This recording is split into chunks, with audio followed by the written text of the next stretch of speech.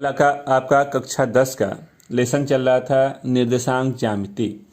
निर्देशांक ज्यामिति का अभ्यास 7A था। 7A के क्वेश्चन नंबर 7 लग गए थे, ठीक ना।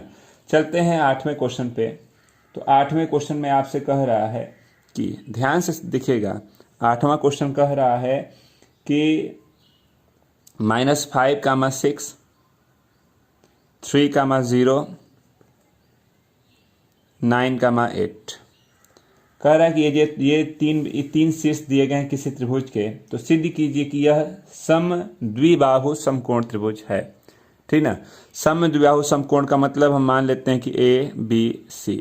तो हमने तीनों दूरी निकाला क्रमशः ए बी सी और सी ए। तो चलिए ए बी निकालते हैं।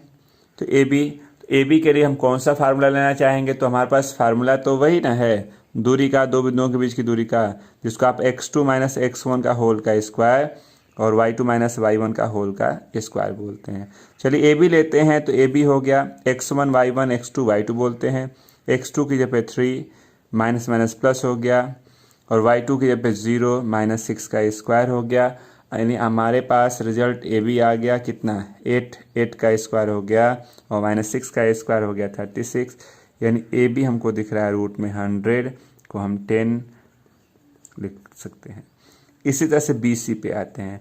सेम फार्मूला आपके पास है, x1 y1 x2 y2 मान लीजिए। x2 मतलब 9 -3 का होल का स्क्वायर, 8 -0 का होल का स्क्वायर, 9 यानी कि 9 में से 3 गया 6 का स्क्वायर 36, 8 का स्क्वायर हो गया। तो आपके पास बी सी हो गया रूट में 100 कर सकते हैं। 100 का आप जानते हैं ये हो गया 10 मार्क। अब जब ए बी आ गया, बी सी आ गया, अब आते हैं सी ए, यहाँ से यहाँ तक। तो सी ए लेंगे तो x1 y1 x2 y2, x2 - x1 का होल का स्क्वायर, y2 - y1 का होल का स्क्वायर। तो ये हो गया ऋण 14 का वर्ग कर दीजिए, ऋण 2 का वर्ग कर 14 का वर्ग हो गया 196 और ये ऋण 2 का 4 यानी करनी में 200।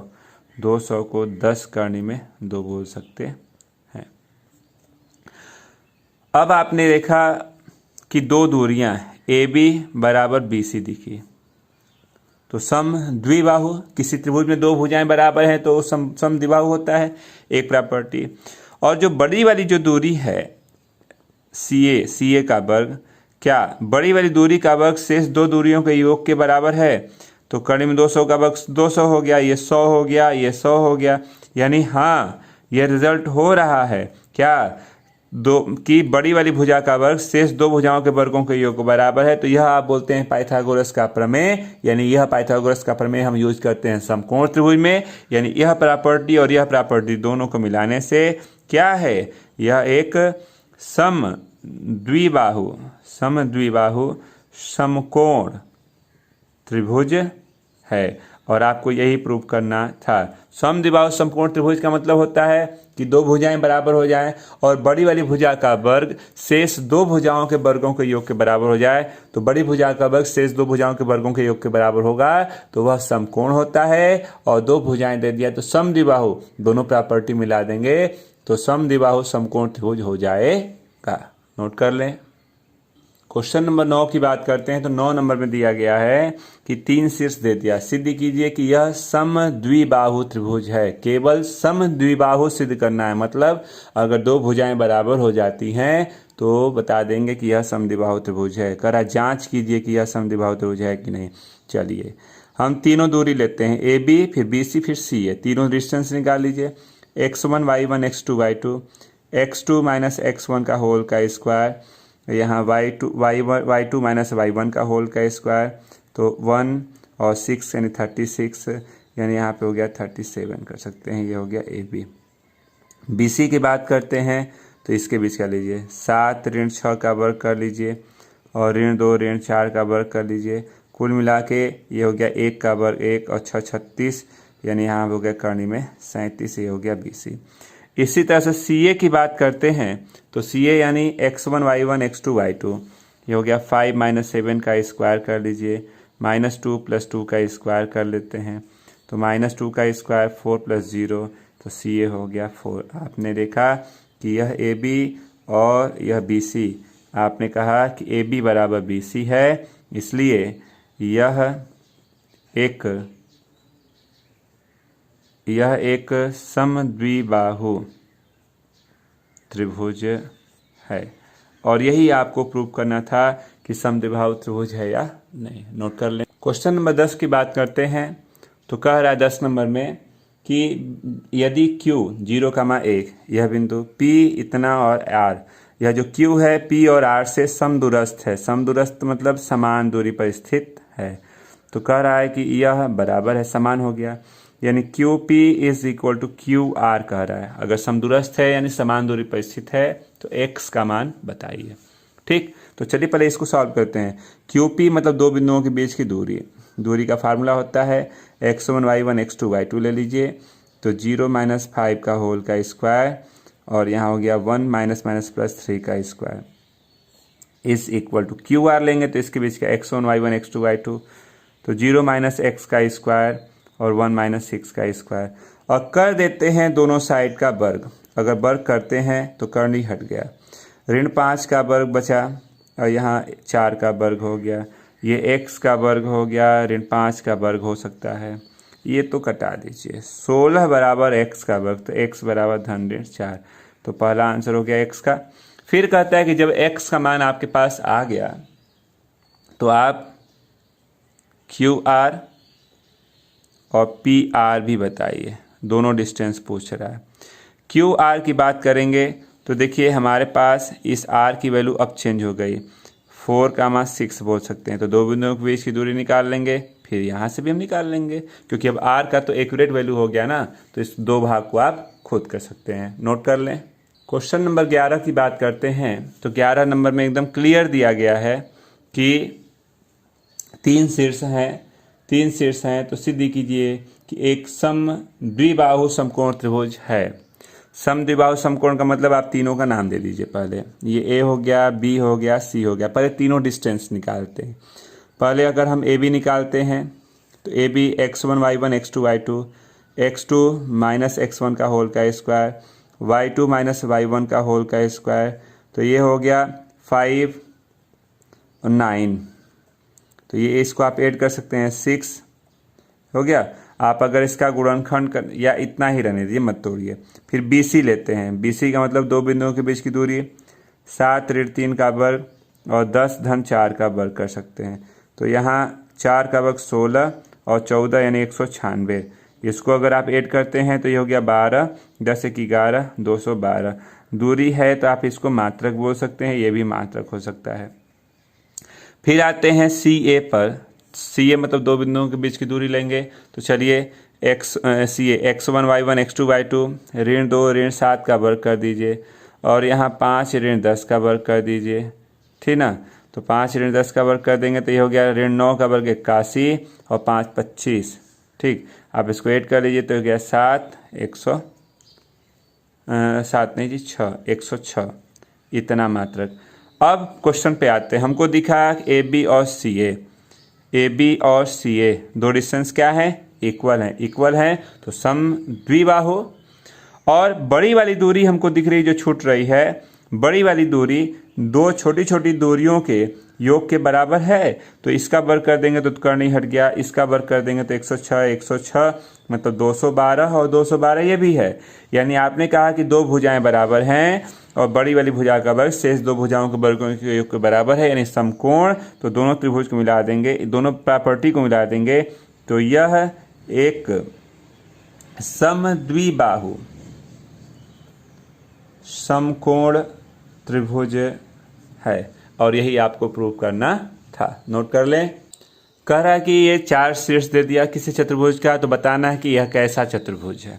चलिए आप एक डायग्राम बनाते हैं, ध्यान से देखिएगा। मान लीजिए हम 1 2 3 4 5 1 2 3 4 5 1 2 3 4 5 1 2 3 4 5 5 भाग काट लिया। यह कहाँ होगा, ऋण 1 का ऋण 2। तो आपने कहा तीसरे वाले चतुर्थांश में पहला x होता है, दूसरा y होता है। ये x होता है, ये y होता है। x पे 1 जाइए और 2 नीचे, तो यहाँ आपके पास हो गया ऋण 1 का ऋण 2। 1,0 तो आप 1 यहाँ हो गए 1,0 लेकर के ऋण 1,2 दूसरे चतुर्थांश में 1 और 2 1 2 यानी यहाँ हो गए ऋण 1,2 लेकर के ऋण 3,0 तो आप भी इसी में हैं 1 2 3 यहाँ ऋण 3,0। अगर आप इसको मिलाना चाहते हैं तो चलिए मिला लेते हैं। डायग्राम मिलाया आपने, यह एक आकृति बनी। आप किसी भी क्रम में इसका नाम दे सकते हैं। चलिए नाम दे दिया A, B, C और D। अब चतुर्भुज को बताना है तो सबसे आसान सा तरीका है, हम चारों दूरी निकाल लेते हैं पहले, AB, BC, CD और DA। चलिए AB निकालते हैं। AB मतलब दो बिंदुओं के बीच की दूरी, x1 y1 x2 y2। तो ऋण 1 का वर्ग और 2 ऋण 0 का वर्ग, यानी कुल मिला के ये आपका डिस्टेंस हो गया। ऋण 2 का वर्ग 4 और 4 यानी 8। आप लिख सकते हैं करनी में 8 मात्रक या 2 करनी में 2। BC की बात आती है तो BC मतलब यहाँ तो ऋण 3 धन 1 का वर्ग 0 ऋण 2 का वर्ग कर दीजिए। तो ये कितना हुआ, ऋण 2 का वर्ग 4 और 4 यानी ये भी हो गया करनी में 8 मात्रक कर सकते हैं। फिर आप आते हैं BC के बाद CD पे। तो CD पे आते हैं तो CD यानी ये ऋण 1 धन 3 का वर्ग कर दीजिए और ऋण 2 ऋण 0 का वर्ग कर दीजिए। तो ये हो गया ऋण 2 का वर्ग 4 और 4 यानी ये भी हो गया करनी में 8 मात्रक लिख सकते हैं, ठीक ना। अब आते हैं, आप एक और डिस्टेंस है CD हो गया, DA निकाल लेते हैं। तो DA निकालेंगे तो DA आपके पास देखिए यहाँ से है 1 धन 1 का वर्ग कर लीजिए और 0 धन 2 का वर्ग कर लीजिए, यानी कुल मिला के 2 का वर्ग 4 और 4 यानी करनी में 8 मात्रक लिख सकते हैं। आपको दिखा, ध्यान दीजिएगा कि AB बराबर BC बराबर CD बराबर DA। बाहर वाली भुजाएं बराबर हैं तो यहाँ से दो चीज बनता है, या तो वर्ग हो सकता है या तो सम चतुर्भुज हो सकता है। अभी उसमें भी हमको क्लियर करना है कि वर्ग है या सम चतुर्भुज है। देखिए बाहर वाली भुजाएं बराबर हैं सभी तो वर्ग होगा और नहीं तो सम चतुर्भुज होगा। अब यह कैसे क्लियर होगा कि वर्ग होगा या सम चतुर्भुज होगा, तो चलिए उसके लिए एक अगला स्टेप पूरा करते हैं। एक विकर्ण मिला दीजिए, मान लीजिए ये मिला हमारा A से C, तो उसको भी निकाल लेते हैं। AC दूरी, दो बिंदुओं के बीच की दूरी ले लीजिए, ऋण 3 ऋण 1 का वर्ग कर सकते हैं, 0 ऋण 0 का वर्ग यानी 4 का वर्ग यानी 4 हो गया। AC कितना आया, इतना आया। अब आप कहते हैं कि जब विकर्ण मिलाया है तो दो त्रिभुज में बढ़ जाता है, कोई भी एक त्रिभुज ले लीजिए। तो इस त्रिभुज में अगर हम AC लेते हैं, हमको मिला कि AC का वर्ग बड़ी वाली दूरी का वर्ग शेष दो दूरियों के वर्गों के योग के बराबर है। 4 का वर्ग 16 और कड़ी में 8 का वर्ग 8 8 16 बराबर 16 है, यानी ये प्रतिबंध सही है। और यह प्रतिबंध कहता है कि बड़ी वाली दूरी किसी भी त्रिभुज में बड़ी वाली दूरी का वर्ग शेष छोटी छोटी भुजाओं के वर्गों दो भुजाओं के वर्गों के योग के बराबर हो। तो यहाँ से हमको मिला कि जो कोण सामने वो बड़ी भुजा के जो सामने का कोण दिख रहा है यानी C, वह कितना है, 90 अंश है। तो बाहर की सभी भुजाएं बराबर हैं और प्रत्येक कोण 90 अंश का है। तो कह देंगे कि ABCD एक वर्ग है। अगर यह 90 अंश नहीं होता तो लिख देते कि यह एक समचतुर्भुज है। ठीक, नोट कर लीजिए। अगले जो दो भाग देंगे हैं उसमें भी वही कह रहा है, बताइए कि क्या कैसा चतुर्भुज है। तो आप इसको अक्षों पे बनाएंगे, सभी दूरियां निकाल लीजिए, जैसा रिजल्ट होता है वैसा आप जानते हैं। बाहर वाली सभी दूरियां बराबर हों तो विकर्ण भी निकाल लीजिएगा, तब क्लियर होगा कि वर्ग है कि समचतुर्भुज है। अगर आमने सामने की भुजाएं बराबर हैं तब भी एक विकर्ण निकाल लीजिएगा। देखिएगा आमने सामने की भुजाएं अगर बराबर होती हैं तो आप बोलते हैं कि या तो यह आयत है या समांतर चतुर्भुज है। तो आयत और समांतर चतुर्भुज क्लियर करने के लिए विकर्ण का वर्ग शेष दो भुजाओं के वर्गों के योग के बराबर है तो वह आयत हो जाएगा, नहीं होगा तो समचतुर्भुज हो जाएगा। यही 4 चतुर्भुजों में से आपका ये बनेगा। तो यह दो भाग आप खुद करेंगे। नोट कर लें क्वेश्चन को आप। क्वेश्चन नंबर 13 आपके सामने दिख रहा है, 3 शीर्ष दे दिया, उस एक समकोण त्रिभुज के शीर्ष हैं, तो उस त्रिभुज का परिमाप क्या होगा, ठीक ना। तो चलिए नाम दे देते हैं। अगर इसको अक्षों पे बनाना चाहें तो बना लीजिए, 1 2 3 4 5 6, 1 2 3 4, 1 2 3, 1 2 3 4, 0,4, 0 और 4 ऊपर, 1 2 3 4, ये हो गया 0,4, 4,0, 1 2 3 4, ये 4,0 हो गया। 2,2 यानी हमारे चतुर्थ में 1 2 1 2 यानी यहाँ पे 2 का ऋण 2 कर सकते हैं। आप इसको मिला लीजिए। अगर आप मिलाते हैं तो यह एक त्रिभुज मिला। ए बी सी नाम दे दिया। तीनों दूरी निकाल लेते हैं। पहले हम ए बी निकालते हैं। ए बी का मतलब इसके बीच की दूरी x1 y1 x2 y2, तो 2 ऋण 4 का वर्ग, ऋण 2 ऋण 0 का वर्ग, तो ऋण 2 का वर्ग हो गया 4 और 4 यानी करनी में 8 मात्रक। फिर आप आते हैं बी सी को ले लीजिए। तो बी सी लेंगे x1 y1 x2 y2, तो 0 ऋण 2 का वर्ग कर दीजिए, 4 धन 2 का वर्ग कर दीजिए, तो ये हो गया 4 और 6 36 यानी करनी में 40 कर सकते हैं, इतना मात्रक। ठीक ना। 40 को 8 5 40, यानी हम इसको 2 करनी में 2 बोल सकते हैं। 8 यानी 2 करनी में 10 कर लीजिए, इतना मात्रक। ठीक ना। अब आते हैं, आप अगला डिस्टेंस लेना चाहेंगे तो सी ए ले लीजिए। सी ए लेंगे तो सी ए आपके पास रिजल्ट है। आपने कहा 4 ऋण 0 का वर्ग और 0 ऋण 4 का वर्ग, तो ये हो गया 16 और 16 यानी 32, 4 करने में 2 कर सकते हैं। ठीक। अब आप तीनों को, परिमाप का मतलब होता है क्या, A B plus B C और प्लस सी, ये तीनों का डिस्टेंस का योग। तो योग करना चाहेंगे तो ये आप इतना लिख सकते हैं। आपने कहा कि 2√2 2√5 √2 4√2 कर लीजिए। जोड़ते हैं तो 2 करने में 2 कामन, 1 धन करने में 5 धन 2, ये यानी हम लिख सकते हैं 2 करने में 2 और 3 धन करने में 5 भी लिख सकते हैं। ये आपका आंसर है, नोट कर लीजिए। अगले क्वेश्चन में कह रहा है कि सिद्ध कीजिए कि जो तीनों बिंदु हैं संरेख हैं। तो आप तीनों दूरी निकाल लेते हैं। पहले ए बी निकालते हैं। ए बी मतलब 2 बिंदुओं के बीच की दूरी x1 y1 x2 y2, तो 2 ऋण 1 का वर्ग, 3 ऋण 5 का वर्ग, तो ये हमारे पास दूरी आ रही है 1 का वर्ग 2 4, यानी यहाँ पे हो गया करनी में 5 मात्र कर सकते हैं। फिर बी सी पे आते हैं। तो बी सी पे आएंगे, इसको ले लीजिए।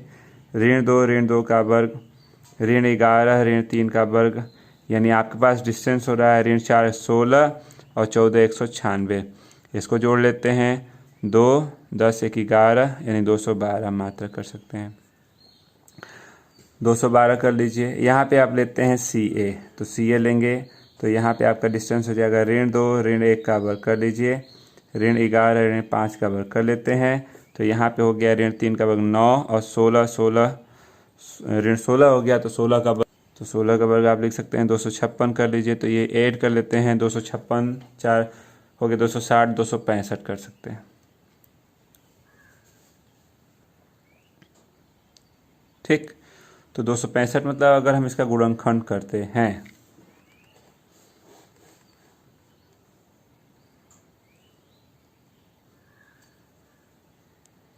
तो आपने देखा कि यहाँ से 2 छोटी छोटी दूरियों का योग बड़ी बड़ी दूरी के बराबर नहीं है, इसलिए आप लिख सकते हैं कि यह क्या है, संरेख नहीं है।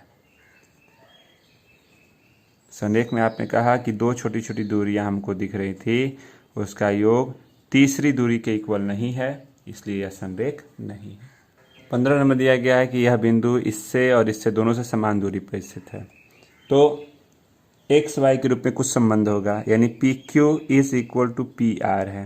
तो पी क्यू की बात करेंगे तो 2 बिंदुओं के बीच की दूरी, तो एक्स ऋण 3 का वर्ग वाई ऋण 6 का वर्ग कर दीजिए। पी आर की बात करेंगे तो एक्स धन 3 का वर्ग और वाई ऋण 4 का वर्ग कर दीजिए। करनी हटाने के लिए कर देते हैं दोनों साइड का वर्ग, तो एक्स ऋण 3 का वर्ग वाई ऋण 6 का वर्ग, एक्स धन 3 का वर्ग वाई ऋण 4 का वर्ग। तोड़ते हैं इसको, x का वर्ग 9 6x, y का वर्ग 36 ऋण 12y और x का वर्ग 9 6x, y का वर्ग 16 ऋण 8y।